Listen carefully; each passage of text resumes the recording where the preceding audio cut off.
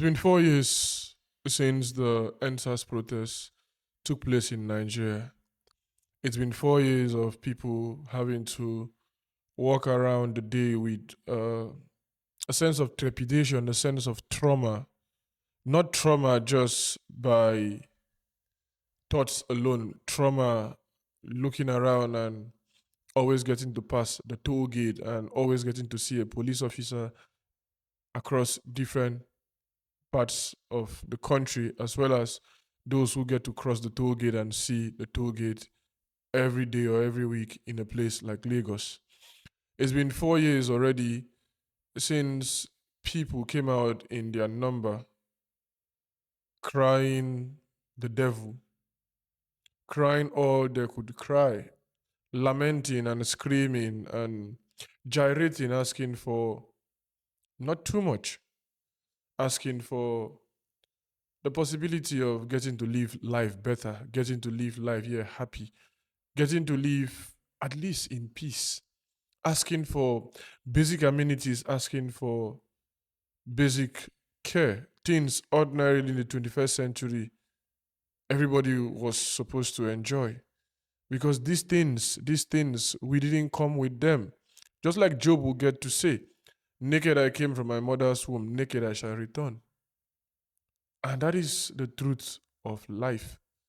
The things these persons, the things we as Nigerians came out in the month of October 2020 to clamor for, to ask for.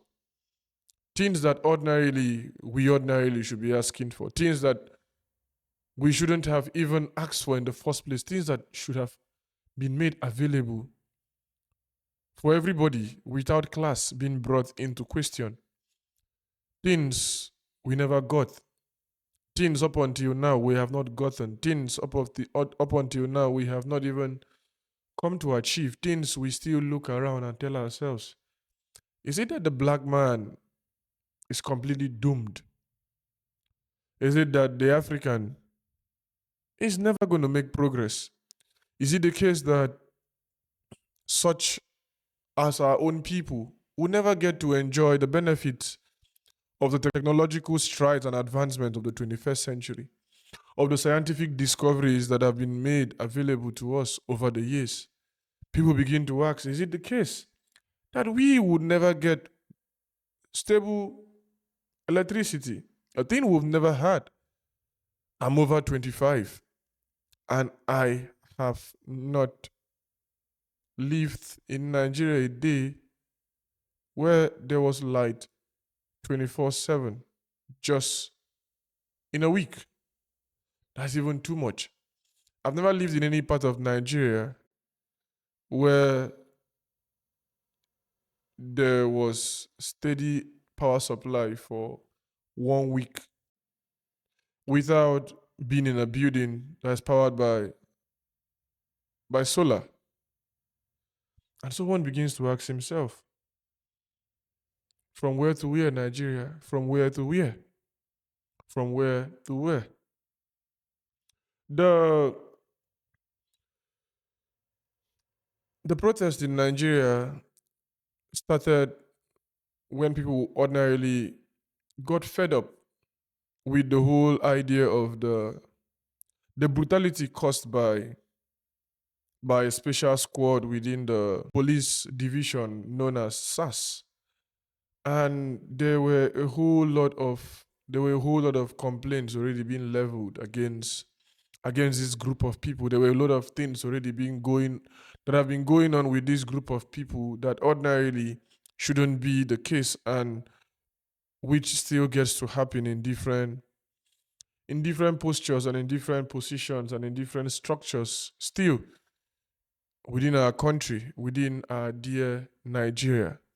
And so what happened? We soon saw the escalation of the whole demand from just end SARS to end bad governance, end corruption, end nepotism, and a whole lot of things. And you would come to understand why these things ordinarily are this way. Nigerians have been a people badly governed. Nigeria has not had patriotic leaders in a very, very long time. One might even want to make the argument that Nigerians have not even had someone who had their interest in the last 50 years. And the evidence abound. The concerns are many. Nigeria used to lend money to the IMF for whatsoever reason. Down the road, 30, 40 years, we are the lower chain of what can be called the food web of the world. We are like the insects being fed upon by other animals in the higher chain of the food web in our world, or the food chain, if we want to put it that way. And so Nigerians will continue to grumble. Nigerians will continue to agitate. In their small number, in their large number, we've seen the likes of Barrister Deji, we've seen the likes of Falana, we've seen the likes of David Hundenyi, we've seen the likes of Very Dark Man pop up here and there. We've seen the likes of Shehu Kuti and his father, Fela Kuti. We've seen the likes of Ransom Kuti come out to tell us the things we ordinarily are so afraid. And unfortunately, this woman of great exploit and great deeds is almost only remembered as the first woman to drive a car in Nigeria. We've seen the rise of people like Nnamdi Kanu. We've seen the rise of Nnamdi Azikiwe. We've seen the likes of Tafawa Balewa. We've seen a whole lot of leaders come down our path. We've seen the writers come out to say a thing or two about them. We've seen Ezenwa come out to get to write the things he get to write. We've seen Chinua Achebe come out to dole out nuggets eternally inscribed in the hearts of the conscious Nigerian. And by extension, Africa. We've seen Wole Soyinka talk a whole lot. We've seen him risk his life here and there. We've seen him said a whole lot of things. And these persons have come up to the stage to react to the different challenges we as a people have come to face over the years. These persons were not granted the pleasure of getting to ordinarily choose other things to do with their life apart from what they came to the conscious knowledge of. And there's one thing about innocence. You become conscious of a particular thing and then you cannot go back. You become conscious of a particular thing and you know you have been doomed. You know you have been given the prerequisites needed to ordinarily champion a cause. As such, you cannot just fold your hands and keep quiet and tell yourself, oh, I just would turn the other side. You would die a natural death. And so the likes of Ken Saro-Wiwa have seen to it that their lives have been cut short. The likes of Delegiwa have passed down here. Lots and lots of Nigerian activists and political commentators, as well as critics and analysts, have gone missing, have gone to oblivion. We see the likes of Dan Bello. And you ask yourself, why does a man risk his life so much for his people? It is because, like the Igbos will get to say, he has become a man who has gone out, a man who has seen, a man who has traveled. Ojemba. He has walked around this world. He has seen different things. He has worked with BBC as a VOA, and he has done a whole lot of things for himself, and he has looked at life from a different perspective, and he has seen things get to work for people from other countries. And he ordinarily wish that his brothers and sisters would get to benefit these things. These also were the aspirations of the many youths who stood as catalysts to see to it that this cause was championed, who saw to it that the people needed to get the consciousness necessary for them to move the reins of affairs of their country forward. That was what they did. That was what we all did on the 20th of October that very year. The live streams of the likes of DJ Switch brought to the forefront of Nigeria a thing that ordinarily shouldn't be. I think that up until now, the government has not come out to get to say, you know what, we messed up here. I think that it's not been appeased yet. We saw Nigerians being snuffed out by live bullets. We saw life being taken away from them in their numbers. We saw this, and we saw the government say there were no casualties. We saw the back and forth between the different government officials, the different governing bodies of Lagos State. Say, you know, there were this and this, there were this and this. Nobody called this, nobody called that. But lives were lost. It was a massacre. A thing that didn't even take so long, but cost so much. It is typical of protest in Nigeria for people to be killed in their numbers. It is typical for bad things to get to happen in a place like Nigeria. It is normal. That is why people are the way they are. Whenever you hear the need to go out and protest, Nigerians fall back to their shells because they tell themselves, am I going to be the next person? Because just like a whole lot of persons came out that day to go and protest, nobody believed it would be them who would be dying. Some had the mind, or some had the slight, some had an idea of the fact that it might just be them. Some had the premonition that, you know, this might just be my last day. But they didn't really take it serious. They shrug it off. It's not me, it's not me. Just the same way nobody really knows when he or she is going to die. As such, they went out as every other protest in Nigeria. As every other person go out to their daily business. As every other person go out to do their daily chores and all that. They went out hoping that things would turn out well. They went out with the belief and aspiration that a new Nigeria indeed is possible. They went out in their numbers. They went out hoping that things would get better. We went out hoping that life will be great again. From Obibo, we started hearing of the killings. In Lagos, we saw live streams of shootings in different parts of the country. We saw the police do the same thing we were trying to tell them not to do. We as a people got brutalized. We as a people got killed. We as a people got traumatized. And up until now, we still live with that trauma. And people ask themselves from where to where. What is the need of coming out to protest? What is the need of coming out to do all of this when we would just lose our loved ones? We would just see our lives taken away from us, see our freedoms taken away from us, see our bank accounts frozen here and there, see ourselves being traumatized, see ourselves treated below the expectation of what we ordinarily should be treated at in the 21st century. These are the things we face as Nigerians.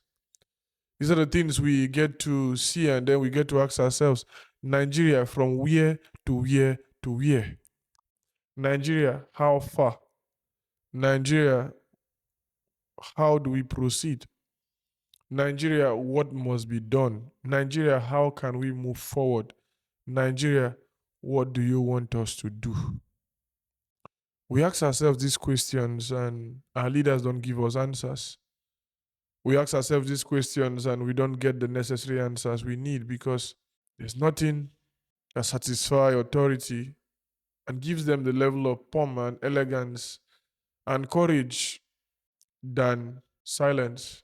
And one might say we have not been silent. One might say we've been speaking. One might say we've been agitating. But look around and see the level of silence in the country. Look around and see the level of quiet on the streets. And ask yourself, how much is a bag of rice? Ask yourself, how much is a bag of rice? How much is a bag of rice? If you answer that question correctly and calmly and truthfully, come, let's have a conversation. How much is a loaf of bread? How much is a tin of pig milk, evaporated milk at that? How much is a tin of tomato paste? How much is a sachet of tomato paste? How much is a pack of cube sugar? How much is a sachet of salt? How much is a bushel of rice? How much is a bag of beans? How much is a cup of beans? How much is a cup of melon? How much is a cup of groundnut? How much is a cup of benneseed, siame seeds? How much is your child's school fees? How much do you pay for electricity even though you don't get electricity? How much do you pay for transportation every day? How much is your salary? How much do you pay for tithe? A thing I still believe is a very, very stupid and very lame argument in the 21st century with the current reality we as a people get to face as Nigerians. It's a thing pastors shouldn't even be talking about because from today till tomorrow, even in my early days as a young man, I have cringed at the idea of a priest standing before the people and asking them to compulsorily, devoid of charity, devoid of generosity from their heart, give him his due, as though they were the ones that sent him to the seminary, as though they were the ones that told God to give him a call to the priestly vocation, as though it is his right and the right of the church to get to take money from people, the same way it is not the right of the government to get to tax its people. But then we see these things, both from the state and both from the church, both from our religious houses. We see extortion going on. And we ask ourselves, how much have your pastor been asking you to tithe? And how much can you save after you must have finished tithing? One doesn't have to continue going far. One just has to look around and ask oneself, how long are we going to continue like this? How long are we going to have children who would not have the chance and the opportunity to go to school well? How long are we going to have people die like chicken? Even below the levels chicken get to die these days, because animals these days have rights. Plants have rights. Flowers have rights. But not humans in Nigeria. Not humans in Africa. Not humans, you know. And sometimes one begins to ask himself, is there any hope? Is there any hope for the common man? Is there any hope for the average Nigerian? Is there any hope for a Nigerian who earns 1 million naira in a month as salary? That's too big, right? Ask yourself what it can really do for you in a place like Lagos. What can it really do for you in a place like Abuja? What is the fate of the common man who earns 200,000 in a month? That's big money for a whole lot of persons. And some persons are like, Biringkpa, what are you saying? That's a whole lot of money. Yeah, indeed, it's a whole lot of money. It's supposed to be a whole lot of money. But what can that do? I have friends who recently are making preparations to leave the country, and they went to get bags to travel. And when I saw the price of the travel bags they got, I was just so surprised and perplexed as to the cost of the bags. They were way above 100,000 naira. That's no small amount of money.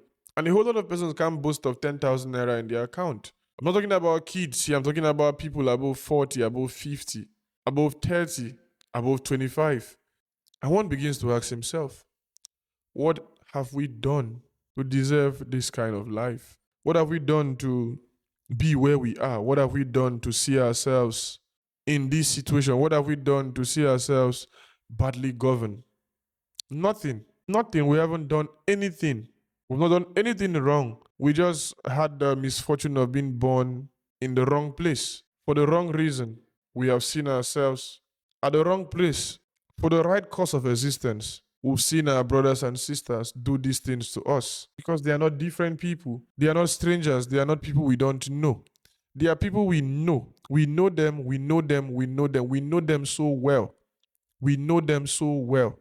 I tell you for free, it matters what we think. It matters what we do as a people. It matters how we go forward. It matters how we grow. It matters how we live our lives. And yet, our political class, the talks we have in our National Assembly, the bad guys who do this country a disfavor, the people who get to see to it that we are badly governed, they don't care.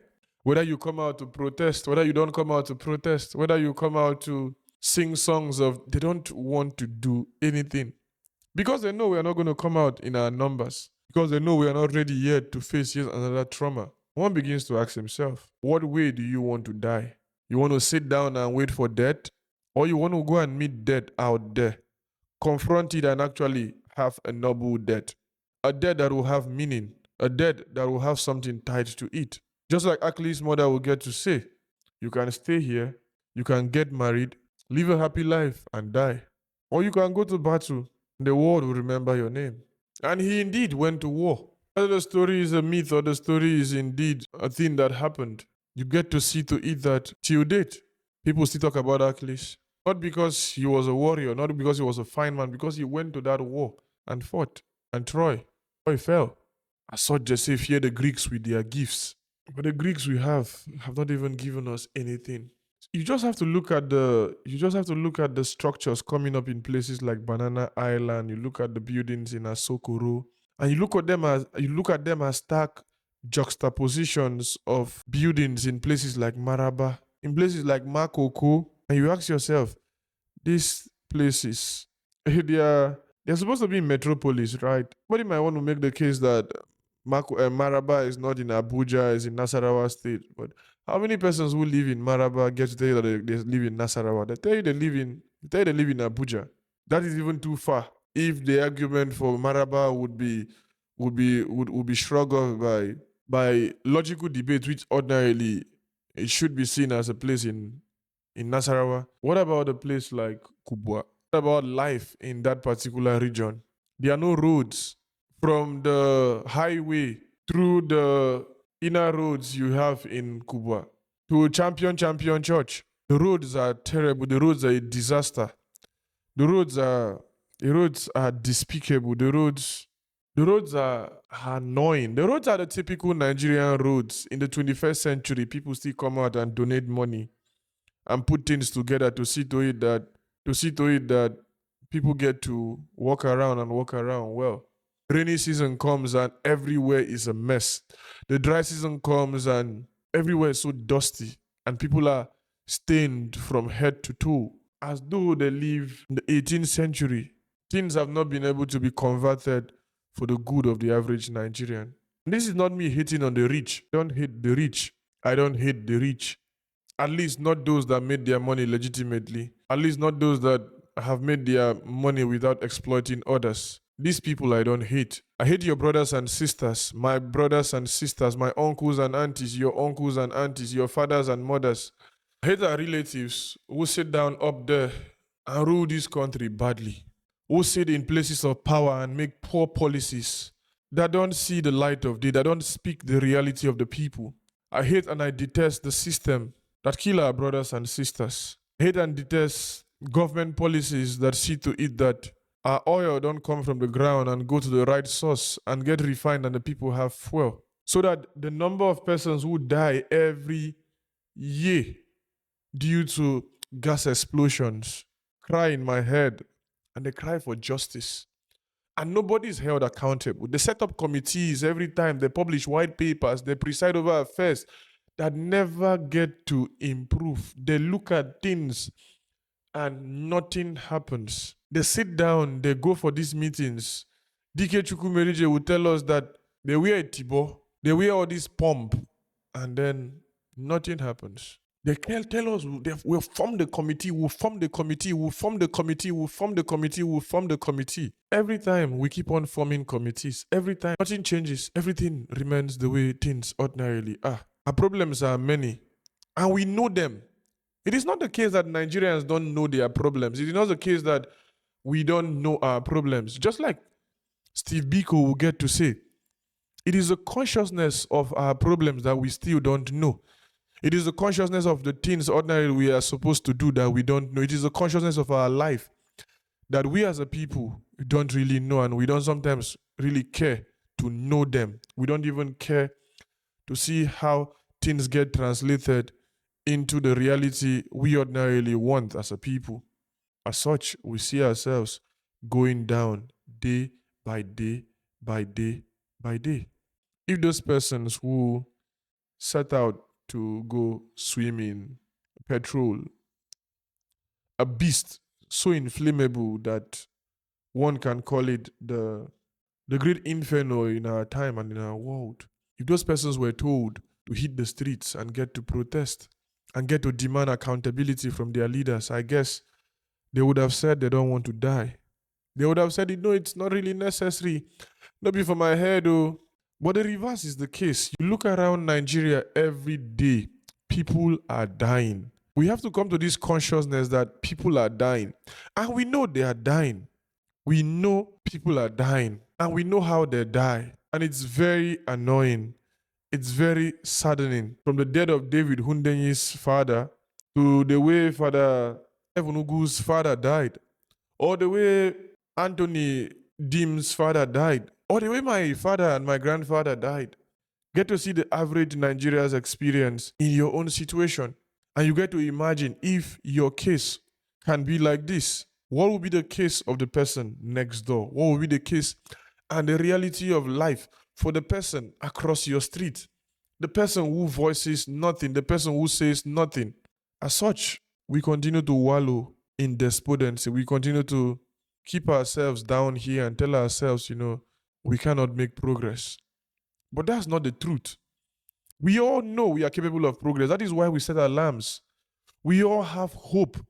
That is why we plan meetings for the next week. We all have trust and belief in our system. That's why we fall in love. Even for the shortest period, we get to experience this bliss in our hearts, despite the fact that the thing as love has been a thing that has become a cost to us, even than a blessing. Especially when it comes to our modern day of doing things and living lives, we become so transactional. And so one begins to ask himself, from where to where to where? How do we move? Where do we go? How do we champion ourselves? And how do we push ourselves forward into the future, into the ranks of goodness, equity, openness, love, peace? We have hope in our heart. That is why we still want to give birth to kids. That is why we bring children into this world. As Nigerians, we have hope in our hearts. That is why we go to bed. That is why we go to club. That is why we drink. That is why most persons smoke with the possibility of getting to look for peace.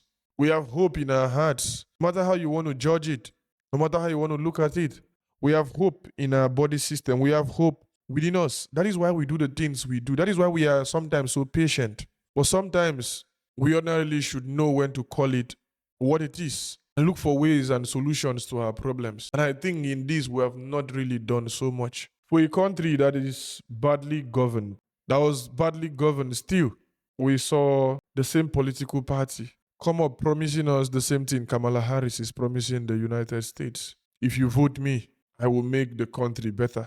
But you guys have been in power for 8 years. Buhari took the reins of affairs in 2015 and even asked for a second term when he had said he would just do one term. And he was badly rigged in to the detriment of our own peace and our own progress. As such, we saw our lives fall. We saw ourselves crumble. And then the same political party come out and tell us we are going to make Nigeria better again. And we, for good and for bad reasons, we allowed them take the authority that has become the office of the presidency, as well as the ministerial cabinet, as well as the governing council and the governing body and structures that currently operates in a place like Nigeria. We saw it happen in Edo. We will see it continue to happen in different places, where a man like a former NBA chairman will be contesting in an election and then ordinarily lose woefully, probably because he doesn't have so much money to get to spend in terms of people's immediate appetite. We also have to be blamed. We also have to take our own share of the bargain. Because as Chinua Achebe will get to tell us, the problem of Nigeria is simply and squarely a failure of leadership. That's our trouble. That's the trouble that saw to him write that book. That is the trouble that saw to him do what he did, because we are our problems. We know we have problems, but we've not come to the level and consciousness where we tell ourselves, you know what, I think we have a problem. I think we can fix our problem. I think we should fix our problem. We've not gotten to that particular level. And so we see ourselves die in and out. We see ourselves crumble day in, day out. We see ourselves gamble between life, and in gambling, we know the odds of winning are very, very slim. They're almost non existent. You have very few persons that get to win. About 99% of the population go without getting a win. But yet we gamble. We hope that things will get better. And in our hoping, we shouldn't tell ourselves that we've resigned ourselves to despair, because even the level of despair we think we have come to tell ourselves, you know, Nigeria no fit better again. Nigeria, more just leave them till when it happen.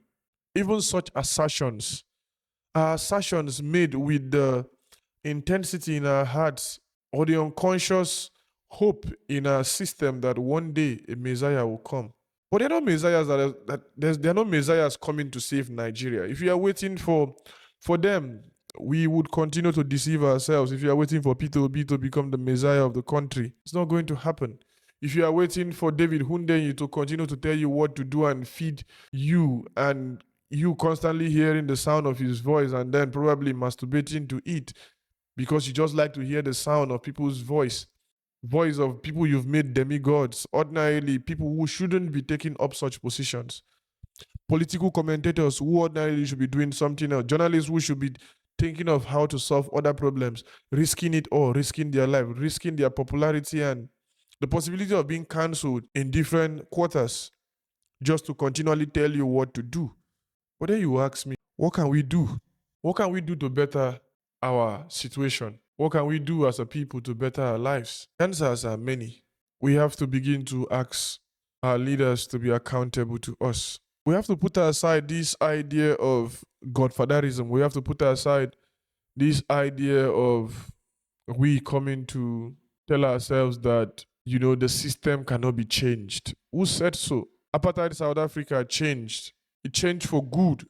That many persons still get to argue. But ask yourself, if the likes of Steve Biko didn't go the way they went, if the likes of Nelson Mandela, Winnie Mandela didn't go the way they did, if the ANC party had not stood their grounds and even risked extinction, being in exile, being wherever they are, championing a cause ordinarily that saw to it that the people finally got emancipated in the 90s, and saw to it that the country continues to strive for better self-understanding and identity in the 21st century, what would have been the case? Just imagine if nobody did anything, if nobody said anything, if everybody just keeps quiet and say nothing. Just imagine what would happen. A whole lot of persons say talk is cheap, talk is cheap, talk is cheap. But talk is cheap because they are only talkers. They are talkers, and sometimes the talkers are not even believe, and sometimes the talkers don't even know what to talk about. Which brings me to collective action. There has never been a time when power was given to the people except the people go and ask for this power. From the French Revolution to the segregations in the United States, to agitations for independence by different countries being held captive by other countries. Look at their history. Look at Ghana. Look at India and Gandhi. Look at America and Martin Luther King. Look at America and Malcolm X. Look at America and the many persons that came down to become what they became, and how they died and how they led their life. And tell me things just will happen with nobody getting to speak up.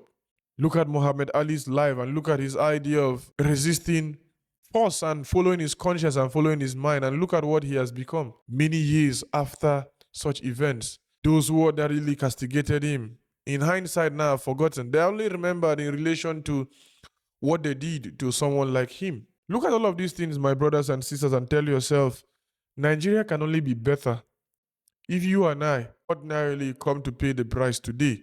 And so I become angry in spirit and in heart when I see people tell me and tell people that a thing like philosophy is not a thing that is really viable. The old adage of philosophy not baking bread. That political science ordinarily doesn't pay off. That a thing like botany is not a thing people should ordinarily want to go study. A thing like zoology is not a thing people should be looking out for. I feel so pained in my soul when I see people tell me that social studies is not something people should be looking out for, or anthropology is not an important course currently in Nigeria, or business administration. A whole lot of courses in this particular group that ordinarily should be at the forefront of championing a new Nigeria. People tell me we don't need them. Why are you going to study English and literary studies? Why are you going to do literature in the university? Of what use would that be? Why not become a doctor? Why not become a nurse? Why not become an engineer? Why not become a lawyer? Why not become a banker? I ask myself, after this, what? After everybody has become a doctor and a lawyer and an engineer and a surgeon and a lawyer and priest and reverend sisters, moms, what becomes of the other profession? As though we don't know we have to eat food. As though we don't know that we need the botanists to get to do their research. As though we don't know that the chemist ordinarily should do what he or she has to do to see to it that our combinations and our chemical systems get to function the way they ordinarily do. As though we don't understand that a thing like zoology is a thing we ordinarily need. How are we going to know biodiversity if we don't have primatologists getting to understand the primates and getting to understand other things? How are we going to function well if we don't have, we as a people coming up collectively and telling ourselves, the lawyer cannot do it all alone. The doctor cannot do it all alone. The engineer cannot do everything. We need those who cook for us. We need those who run restaurants and food chains. We need those who run shopping centers and shopping malls. We need those who run the market. We need those who manage our properties. We need administrators who would understand the public and get to be our public administrators. We need things like auditors. We need accountants. We need carpenters. We need builders. We need masons. We need those who take care of the gutters. We need plumbers. We need everybody to be doing something to see to it that the country move forward, the country functions well, the country functions better. But we don't do that. We don't see that. We don't really understand what that means in most cases. And so what happens? We continue to die. We continue to go down because we have chosen individuality.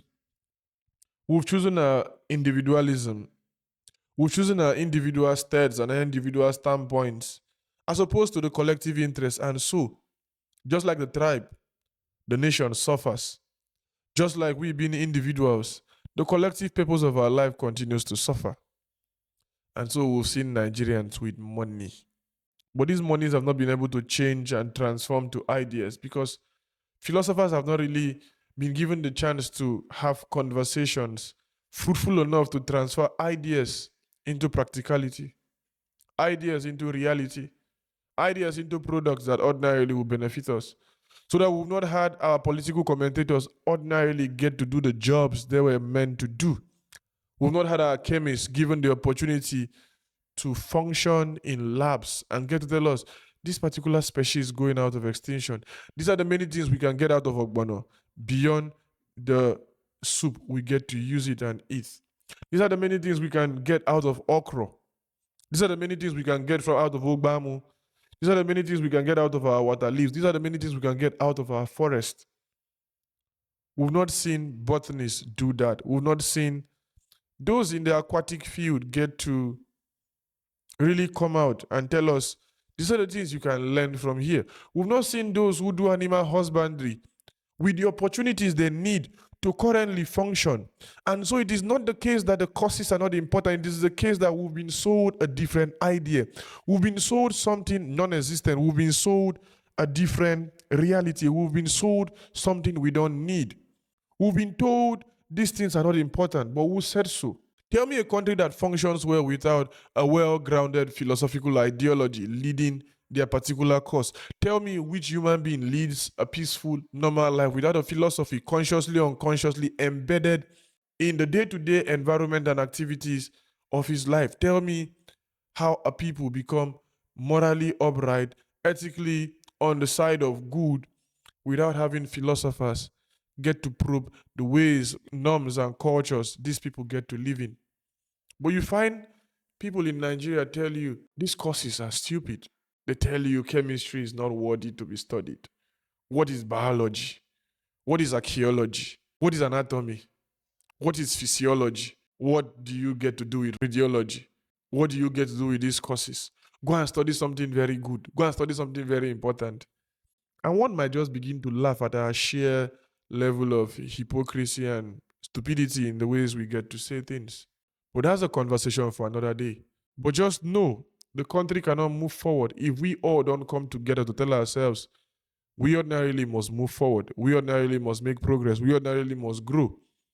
If we must grow, that we are not a people devoid of progress. We are not a people devoid of progress. We're not a people devoid of advancement in our day-to-day activities in this life. We are a people that we're ordinarily supposed to function well and function right and grow in peace, in harmony, in love, in unity. We are a people that should come together and tell ourselves, you know what, us to move forward, we must grow together. For us to grow together, we must function together. Nobody will come to tell us these things. Nobody will come to tell us these truths. We have to tell ourselves these things. The West battling all the ideological crises, are they the ones we want to come guide us in levels of ethics and morality? The West decaying in its levels of secularism here and there, with almost the attitude of anything goes and anything gets to take place. Are they the ones we want to come and save us when we've not been able to save ourselves? And so 4 years down the line here, I continue to ask myself, what would have happened if the government had listened to us? What would have happened if we didn't die the way we died? What would have happened to the many persons that live bullets took their life and their bodies scattered away and then buried? What would have happened to the different persons that now cannot comfortably live their life without thinking about the trauma of what happened in October 2020? What would have really happened? What would have happened to someone like Johnny? As Faust would have us have it. What would have happened to the many persons that died and let a person like Burna Boy get to sing the song he sang? What would have happened in these places? What would have happened to these lives? What would have happened to a place like Nigeria 4 years down the line? I tell you, Nigeria would have made sincere progress by now. Nigeria wouldn't have been in the current situation where it currently is if the people had been listened to, if the government had listened to the cries and demands of the protesters. People that ordinarily are not different from us, but we all know the elites are not going to give power easily. Nigeria would have been catapulted and agriculture would have seen new dawn. Agriculture would have had a new turn. People ordinarily want to farm. People love the idea of farming. I grew up in a farming environment. People love going to farm. People love doing things that give them joy. People love roasted yams. People love all the things they get to love. But then, the situation of the country has not allowed them a chance to ordinarily function the way they ordinarily would love to function. The country has not seen to it that these persons are given the necessary attention and the necessary policies and the necessary things they ordinarily should have kept in place. So that the thing as agriculture should come to be valued. Because tell me which country doesn't eat. Tell me which nation doesn't eat. Tell me which nation goes about without feeding itself. Tell me which nation live without having the basic amenities in its life. And so we have the poet get to tell us, pity the nation that doesn't produce its own food. Why would such a nation not be pitied? Why would such a nation not be given a chance to exist? Why would such a nation not be mocked by many persons? Because that would be a very irresponsible nation. A nation that cannot produce its own food, a nation that cannot produce its own security personnel, a nation that cannot guard, protect its border, within and without, a nation that cannot curb terrorism. It's a nation such as ours. And we have been badly governed. And we will continue to fall until we sit down to look at bad governance and corruption. Governance is a thing we must really come to look at if we want to really come to understand the root cause of our problems. It is where we must begin to tackle this stuff. And so, if you've been following the works and reportings of someone like David Hundeyi, you get to understand the fact that it cannot be done without collective action. The country cannot grow, function, live well without collective action. The country cannot be what it ordinarily wants to be without collective action. It takes two to tango, and it takes all of us to continue to push forward and forward, on and see to it that the country becomes better. It is you and I that can fix this country. It is we looking at the works of someone like DK Chukwumeriji and telling ourselves, here lies a way forward. Here lies a way out of our problems and our situations. And this is how we must go. This is how we must grow. This is what we must do to see to it that a country like us get better. We have to learn how to be educated. We've not learned the act of being educated. We just read and we just have arguments on end. We just talk without having a way forward. We don't really possess the logical tools we need to drive our course and our situation forward. And so a thing like philosophy remains valuable to us. A thing like logic should be at the forefront of every class, so that when you go to class and you are being told logic is compulsory, logic is very difficult if you want it to be difficult. When we are being told that a course like that, a very difficult course, it's ordinarily to be taught in our universities, we shouldn't panic. We shouldn't run away and tell ourselves, oh, I cannot. Logic is hard. Logic is hard, no troubles, but we must get to learn it, because why it was placed there in the first place is important as itself. There's no country that drives itself forward without using logical tools in its argument and the ways it gets to function, both in personal lives and in collective lives. And so you ask yourself, how do we go about this? It boils down to education. Education on personal level and on a collective front. We have to be educated. We have to tell ourselves that first, we are a people badly educated. We have the potentialities of becoming a very educated nation, but we haven't gotten there yet. And it is until we accept the fact that we don't know enough that we can begin to want to know. Somebody who already has the presupposition that he is already intelligent and is already educated will not really see the need to be educated further. We have to sell off that particular idea. We have to cast it away from ourselves. We are people badly educated. You go online and you see the arguments being purported by Nigerians, by us, and then you get to understand that we are suffering from a brain drain.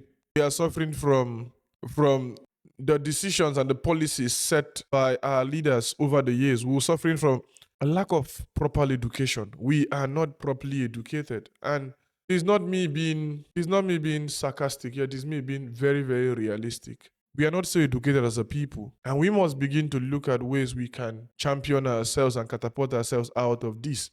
We must know the act of mobilization. We must know how we come to meet together. We must know how we must form organizations and alliances that ordinarily should be built on trust to catapult ourselves out of this situation. Because look at our politicians, they get to align with themselves here and there at different points in time for different reasons. And you ask yourself, why is that so? It is so because they have to align together if they ordinarily want to make progress. They have to align together if they want to put their interests first. Business partners get to partner when they want to do things. So also we must do that. Creatives also must learn to come together, to function as one. We must not do it alone. You look for somebody and partner with somebody and then get to see how you drive yourself forward into the near future. But we also have to tell ourselves that the country is going to crumble.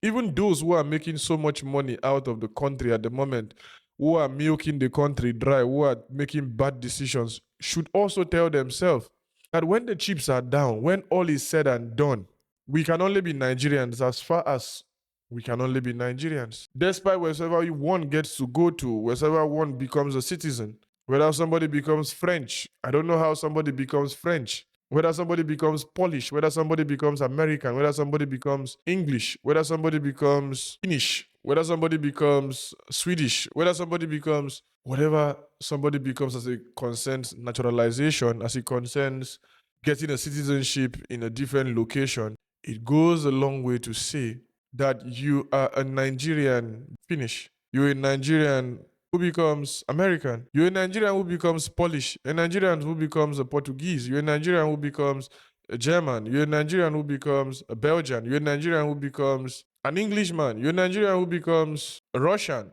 Ukrainian, and the list goes on. But it doesn't take the fact that you are not an American, that you are not a German, that you are not British, that you are not an Englishman or an Englishwoman. It doesn't take away the fact that you are not a Canadian. It doesn't take away the fact that you are not an American. A thing doesn't become by mere assertion to itself that that thing has become that. You're still a Nigerian as far as the country gets to remain. You are a Nigerian having the experience of becoming a particular thing, just like Nege will get to say, it's only a bat that knows what it takes to be a bat. And you would only be what you are. Same thing goes for the argument for trans women not being women, because a trans woman is not a woman. A trans woman is a trans woman. Such a person is not a woman. It's a trans woman. It's a man having the experience of transitioning into being a woman. Such a person cannot be defined or cannot be talked about without bringing up the argument or the definition of a woman. But that's also a conversation for another day. It falls back to the fact that we would continue to be like this despite the levels in which we want to steal money, despite the fact that we want to leave our country so impoverished, so that each place we go, everywhere we visit in the world, we have that badge of honor, that shameless badge, that badge that ordinarily should fill us with trepidation and shame and sorrow and sadness, that we are from a country badly governed, that we are from a country of corrupt men and women, and we would have to go on with that for years, and we will have to go on with that for months, and we'll have to go on with that for weeks on ending, until we tell ourselves we should be ready for change, that we should be ready for growth, that we should be ready to be open enough to look at our lives and to look at the way things ordinarily function and tell ourselves we need a change. Because indeed, we need a change, my people. Corruption. You want us to talk about corruption? What is the popular definition of corruption again in Nigeria? Corruption is the cankerworm that has eaten deep into the fabrics of the Nigerian society and people. We are corrupt, just like the world is corrupt, but there's also beauty. There's also beauty here. There's also happiness. People still get married. People still feel the sexual tensions that come in when they think about their partners. People still go down, get laid, and they feel joy. People still become priests. People still become nuns. People still become imams and actually strive to do good things. People still become bankers and hope and dream. They can change the world, that they can change themselves, that they can change their people's life. People dream and they dream big. They dream so big that sometimes you cannot even imagine. People dream and they dream so well. In their dream, they dream even further. We too can dream big. We too can dream large. We too can strive for progress. We too can function as a people. We too need to function as a people, because there's no country that ordinarily stays the way it is with all its backlog, with all its problems, and not desire growth and wants growth to take place.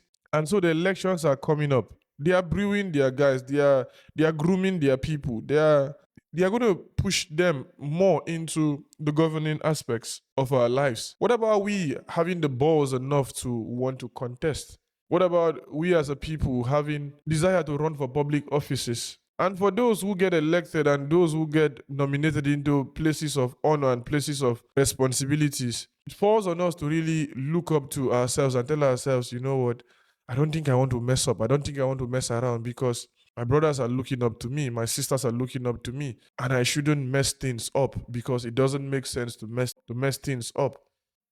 So that we don't sing national anthems, past and present, and tell ourselves that, the labors of our heroes past ordinarily should go in vain.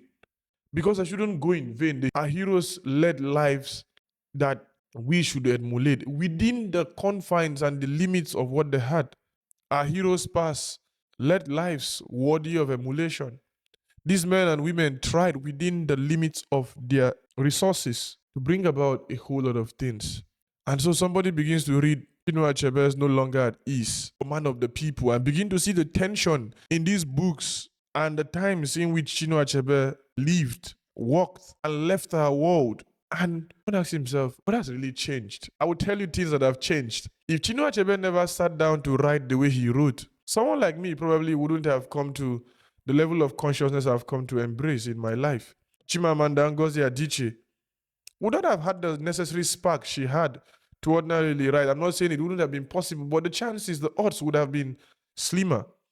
Someone like Obioma Chigozie wouldn't have come to write the way he did, if not for influences from the likes of Wole Soyinka, Chinua Achebe, Shakespeare, and a lot of other writers across other continents he strongly holds affiliation to. If these people never did the things they did, if Chinua Achebe never stood his ground, we wouldn't have had someone like Ngugu Tiongo. Maybe not, but who knows? Who am I to say? But the odds are very slim. The odds are very slim. And so one begins to ask himself, which way, Nigeria? Can we really pull out progress in our current times? The answer is yes, we can make progress. Can we really grow as a people in our time now? Yes. Chinua Achebe never had all the answers figured out before he started writing his book. Wole Soyinka never had the desire that everything is all just going to get better at once before he started writing the way he wrote. Ken Saro-Wiwa never did the publications and did the activisms he did because he believed or he knew that the problem will be solved in his lifetime. He knew Nigeria's problem is bigger than him. And we've had a whole lot of politicians come down in recent times. They were not even born during the times of these men, but they have come to learn the act of getting to do things for themselves. Adams Oshomole wasn't born. As at the time when these men were looking for independence for us and when these women were traveling the length and breadth of Africa, campaigning for the independence of African states, Wike was not around. If at all he was a baby. Not even you and I weren't here. The few persons who were here have done their damage and they are still alive in their retirement and we are still praising them. We are still calling them the names we call them. Tinubu is still here. We don't even know how old he is, so we can't really say if he was around or not. But given that he claims to be in his 70s, he was just a very young man as at that time. We can grow, my people. We can function well. We need all the love and all the talent we need to bring together. We must build alliance. We must have political engagements. It is not enough to shout and tell ourselves that the government is not good. How do we engage them? How many times do we read? How well do we meet up the next person on social media? That person's work that you've come to admire so much, how many times have you gone to send a message to them privately or even comment publicly and tell them, I see what you do, and keep it up? Can we have a conversation privately? Can we talk more about the possibility of our solutions?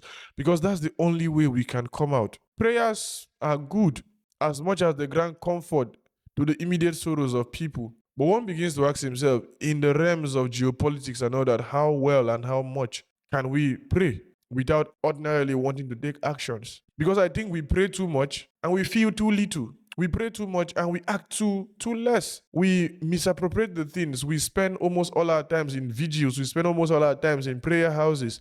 We spend almost all our times in worship centers, one religious body or the other. And we do almost nothing to help ourselves, almost nothing to grow our lives, almost nothing to really tackle our problems squarely. So that issues we get to see from places like Hollywood and Nollywood has come to build our consciousness in such a way that we begin to think and see things from that particular perspective and that particular perspective alone. But that is not how life should go. That is not how life should flow. Life should get to function the way it ordinarily should function for the good of everybody. But how do we even become so good? How do we become that better? How do we become the person we ordinarily want to become if we don't accept the responsibility and the challenge life has given to us? Life at the moment is nothing but hard and difficult. There's nothing that has shown to us that life is easy. There's nothing that has pointed us to the direction that at the moment life is easy or life can be easy. Life is not easy at the moment. Life is hard. Life is very difficult. And we must come to terms with that particular reality if we must make progress. That life is hard, that life is difficult, that going forward we must function together or we crumble. We must come to love ourselves and accept the responsibilities of our life down here or we perish together. Because despite our seeming levels of despair and all that, it still remains the fact that a place like Nigeria It's not where it's supposed to be. But if the protest never happened, if everybody just sat down every day without protesting, without agitating, without doing the things they get to do, without saying the things they get to say, the country would have gone down to a place where we would not even come to recognize what situations are at the moment, to a place where we will not even understand ourselves, we will not even know our reality, because it would be very, very deadly. It would be very, very disastrous and catastrophic to be in such places. But these and many other things we as Nigerians must come to accept and tell ourselves, man, our lives, our times here have been given to us for purpose, for a purpose, and two, for three. And just like the author of Man's Search for Meaning will get to say, Mr. Victor, meaning comes out when we make meaning. Else, we just sit down here and labor in vain and probably die off without really looking at our lives squarely and how we ordinarily should be looking at things. So, what is it? Life is meaningful. We have to look for the meaning. Our lives as Nigerians shouldn't be just a thing of resignation to the dangers and the different damages and deformations our leaders have done to us. True, they have really messed up with our heads, they have really messed up with our psychology. But we cannot give up. We cannot just tell ourselves that, all things are bad at the moment, and then there's no way out, there's nothing to solve, there's no solution to our problems as such. Let's just die, let's just give up ourselves, let's just hold on the devastating things we have come to have as a people, and then let's just cling on to them. How can we do that if we don't want to die the second time?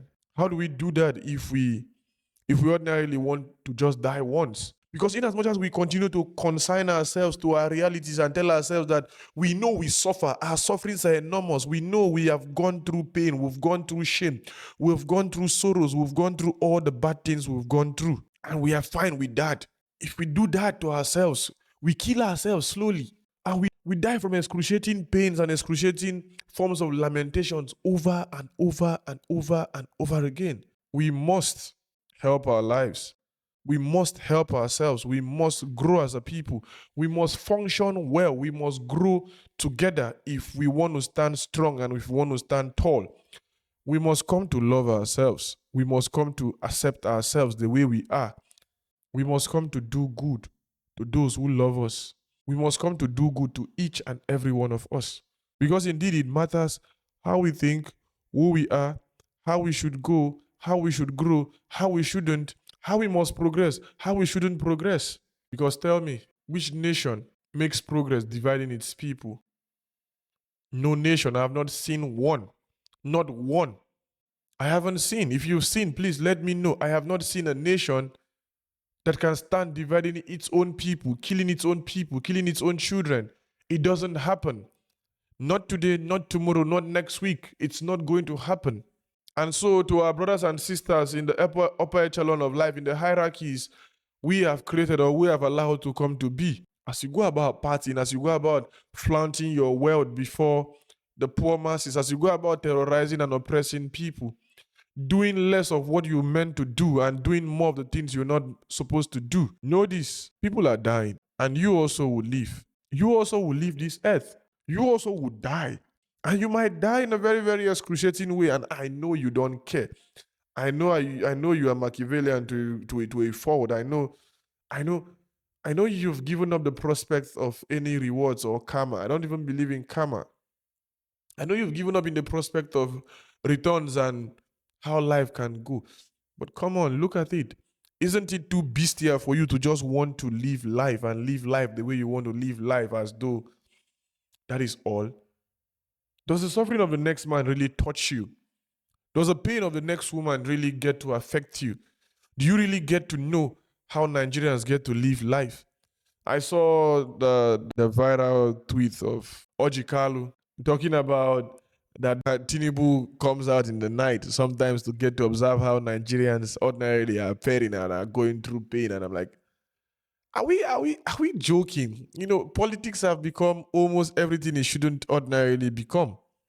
Politics have been badly looked at, have been practiced so wrong in Nigeria.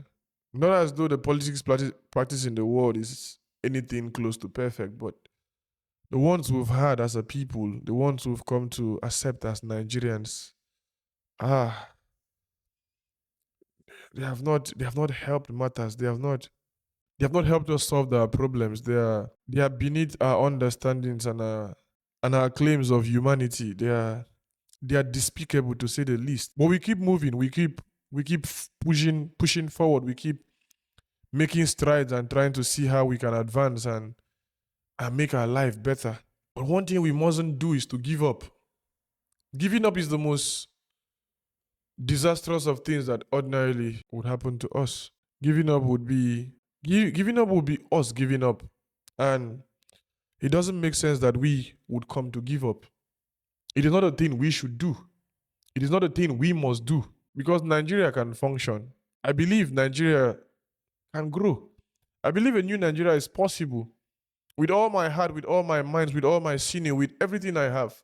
But it can only succeed if you and I get to function well and function together and try to bring this country to the much needed growth it needs to get. I am Biringkpa bin Emeka.